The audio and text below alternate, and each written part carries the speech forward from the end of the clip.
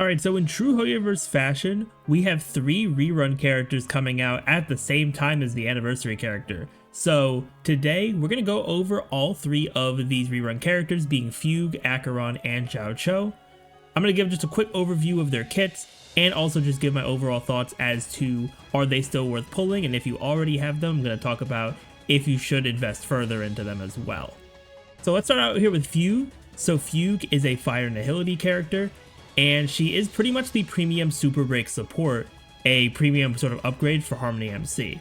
And really the 2 main things that you'll want to know about her kit are through her talent and her skill.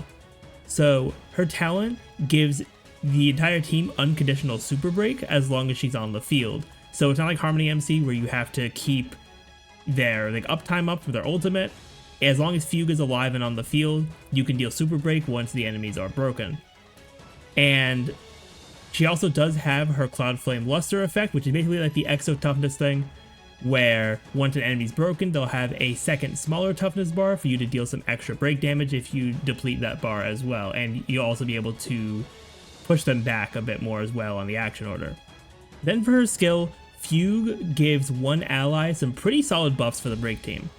She gives them 30% break effect for 3 turns, and will also allow them to deal toughness damage to enemies that are not weak to their type at 50% of the original toughness damage. So that is pretty nice as well, especially for, if you don't have Firefly's ultimate up yet, for example, you're still able to deal a little bit of toughness damage, and then once you get her into her ult, you're able to apply that fire weakness. So stuff like that is very nice.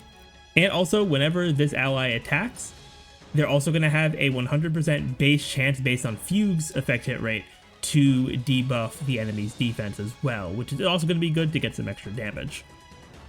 That's in a nutshell, what you need to know for Fugue. So going into my thoughts here, I do think she is still a very good character for the break comps, pretty much one of the main characters you want to run, especially since, I know people will be like, we have Harmony MC, so, you don't need Fugue because you have Harmony MC, but because of how good Remembrance MC is, I think that if you are going to be running break, it's really good to have Fugue on your account, because you're going to be able to free up Harmony MC. You won't have to juggle between using Harmony MC and Remembrance MC at the same time, because you can only use one of them at a time, so you would have to pick and choose based on situations. But if you have Fugue, you can always run Fugue with your break team, and you can also run RMC with your other teams as well. And I have, seen some niche uses for Fugue with the defense shred as well. And, in other comps besides break, but break is going to be by far her best spot. So if you're a player who doesn't have Fugue yet, I really think she's only a really good pull if you are using the break comp. If you're not, I don't think those niche uses here and there with her defensive shred is going to be enough for you to, pull for her to have really good value compared to other stuff that's coming out at the same time. But for people who are running break, Fugue is a pretty solid investment. Now, for if you already have Fugue, when talking about vertical investment here, I do think that because of how good the resolution light cone is, I think E1 is a better option than S1. So E1 is going to give some extra break efficiency to the character that's buffed by Fugue's skill, and pairing this with Rerun May's break efficiency as well, which Rerun May is going to be free to get in 3.2 as well, which a lot of people I think are going to benefit from that. Pairing these 2 together means that the buffed ally from Fugue's skill is going to be able to have the standard amount of toughness damage dealt to all enemies regardless of weaknesses. And of course, if the enemy's weak to them already, then they're going to deal even more, break efficiency, which is really nice overall. Now, the light cone does give some break effect and increases break damage taken by enemies, which is good, but I think that you're getting a lot more value out of the E1. So I definitely would say that if you're starting to, vertically invest into your Fugue, I think that E1 is going to be better to start out with. So next up, we have Acheron. So Acheron is a Lightning Nihility character, and she is a DPS as opposed to a lot of the Nihility characters being either dot or just debuffers. Acheron is a fully fledged DPS, but her gameplay is going to revolve around running her with other Nihility characters and through getting her ultimate. Acheron is one of now 3, including Caceres, characters that do not use energy in the normal sense. So to get Acheron's ultimate, she needs to accumulate 9 Slash Dream stacks And once you have that, you're able to use her ultimate. So to get these stacks, you can either use Acheron's skill, which will guarantee you 1/Dream, or you can also apply a debuff, whether it be with Acheron or with any other ally, that's also going to give you 1/Dream. And while /Dream caps at 9, you can have a slight overcap of 3 as well. So if you want to time your debuffs to get the most amount of damage, then you can have a bit of your leeway there to overcap it, but it's not by too much, so you do want to make sure that you're not just stalling her ultimate out a ridiculous amount, because then you're just losing out on stacks. And like I said, she works very well with other Nihility characters, not only because their debuffs are going to give her /Dream, but also her Ascension 4 trace does give her a damage bonus based on how many Nihility characters you have on the team. You're going to want to have 2 characters on the team there. And this is just talking about E0. We'll talk about E2 once I get into my overall thoughts. And of course, I think a really important thing too is that Acheron's technique, being able to just one-shot normal enemies in the overworld without even going into battle, is a very nice quality of life thing, and can save you a lot of time, honestly, when doing like Simulated Universe and that kind of stuff. So that's really the main things you need to know for Acheron as like a TLDR. So now let's go into my overall thoughts for her. I think Acheron is still a very solid DPS despite being, about a year old, but she is in that position where she is going to need, some help. It's not that it's just like you can pull Acheron easier as 0 when she's going to be as amazing as everyone says she is. She definitely is in a spot where you do need to invest a little bit more. Not at like a crazy point like some of these other DPSs that came out, before her.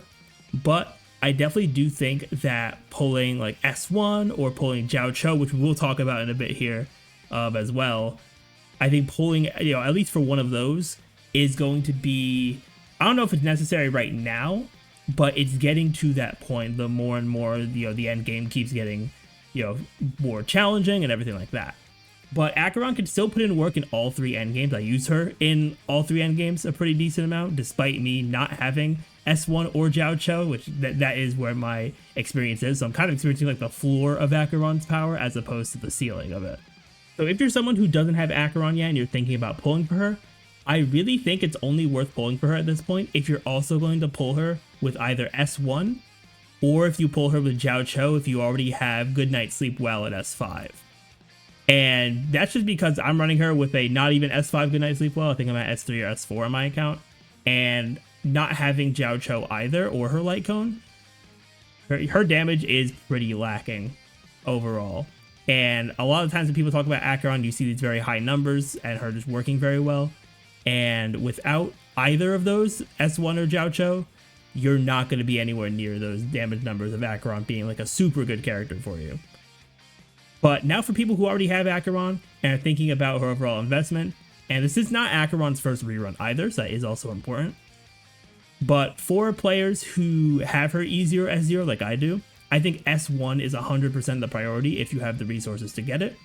You're going to get 36% crit damage from it, and also will increase the amount of damage and ultimate damage that is dealt to enemies through a debuff that this applies. And because this applies a debuff, anytime you use Acheron's skill now, you're going to get 2 stacks of /Dream, which is going to be great for getting her ultimate faster, in addition to the debuffs that your allies are going to deal as well.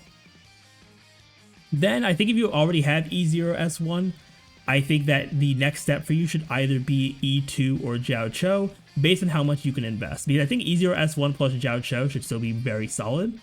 And then pairing that with maybe like a Pella would probably be the best sort of comp for E0 S1. But if you're able to dip in a bit deeper and get E2, E2 is really good because it's going to lower the Nihility character requirement from her Ascension 4 trace, so that you only need 1 Nihility character on the team to get the maximum damage bonus. So that allows you to only run 1 extra Nihility with her, and then replace that other Nihility with a Harmony support, and that will get you a lot more damage as well. So like E2 is you're going to see the highest amount of benefit from, but I can also understand not having enough resources to get from E0, S0 to E2. And I also think S1 is just a lot more valuable and a lot easier to get as well, but E2 is a massive power jump for Acheron as well. So if you already have some level of vertical investment in her and you have the resources, E2 is going to be a very good thing for you to pull for. Then lastly, I've been, kind of alluding to him, but let's talk about Jiaoqiu. So Jiaoqiu is a fire nihility character. Funny that we have all these nihility characters running at the same time here. And he is a pretty solid debuffer, and pretty much at this point, his main role in the game is being Acheron's partner. So there's two main things to know about him. They're going to be through his talent and his ultimate. So with the talent, anytime he attacks an enemy, there's a 100% base chance to apply a stack of Ashen Roast. The stacks of Ashen Roast will increase the damage received by the enemy. It's a vulnerability debuff, which is a very rare debuff. So it is pretty valuable for him to have, and pairing that with, defense shred from other characters can also be insanely good. So at one stack of Ashen Roast, there's going to be a 15% vulnerability debuff, and every stack thereafter adds 5%, and Ashen Roast can stack up to 5 times. So you do get a pretty solid amount of vulnerability there as well, because that's going to be 35% total at 5 stacks. Then for Jiaoqiu's ultimate, he's going to set the Ashen Roast stacks on all enemies to however many stacks the enemy with the most Ashen Roast has. So if you have 3 enemies where 2 of them have 1 stack and 1 of them has 4 stacks, then every enemy on the field is going to be set to 4 stacks of Ashen Roast. And this ultimate's also going to create a zone for 3 turns. During the zone, enemies are going to take 15% extra ultimate damage, and there's also a 60% base chance of inflicting an extra stack of Ashen Roast when enemies take action in the zone. And this can only activate 6 times per time that the zone is activated. So the next time you use your ultimate, this count will reset. So those are the main things there for Jiaoqiu. So to go into my overall thoughts here, I do think that he is one of the best debuffers in the game, and is the sort of best in slot partner for Acheron right now because of the vulnerability. But the thing with debuffers in the state of Star Rail right now is that outside of Acheron, there aren't really any best in slot comps where you're going to really want to run a debuffer as opposed to a Harmony support, just based on how good these Harmony supports are. So I think if you're someone who doesn't have Jiaoqiu in your account yet, I would really only recommend to pull him. I mean, obviously if you like him, you pull him. But from a just overall value standpoint, I think that you should really only go for Jiaoqiu if you already have Acheron, because he's going to make Acheron's team a lot better, and that's really the only place you're going to use him, unless you're running some not as meta comps, but comps that could still work kind of thing. He probably has some niche uses in certain other comps, but a lot of the times it is a lot more worth it to just run a good Harmony support. Now, if you already have Jiaoqiu and you want to make your teams with him better, I think that E1 is going to be a better option to start with. So E1 is going to give a team-wide 40% damage bonus against enemies that have Ashen Roast, and because of how consistently he can apply this will basically be active all the time. So you're going to just already have this extra damage bonus in addition to the vulnerability that his Ashen Roast stacks are giving. The S1 does give a damage bonus as well. I believe it's 14% for 2 turns at the maximum capacity for it, or at S1 at the very least. But this one is based on a base chance, which means it is effect hit rate dependent, which, I mean, you're going to want a lot of effect hit rate anyway to guarantee your Ashen Roast stacks, so it's not the biggest deal, but at the same time, 40% is way more impactful than a 14% one. So that is everything for these characters here. I know they are competing with Casterus, so I also 100% realize that people may not be going for these reruns because of that, which that makes sense, honestly. I'm prioritizing Casterus for me. If I have anything extra, I'm probably going to go for the Acheron Light Cone, but we'll see what happens when I do my pulls there. But let me know what you all think, and if you're going to be pulling for any of these reruns. Thank you all for watching. If you enjoyed and want to see more content from me, be sure to hit the subscribe button there. But with that, everyone, I will see you all next time.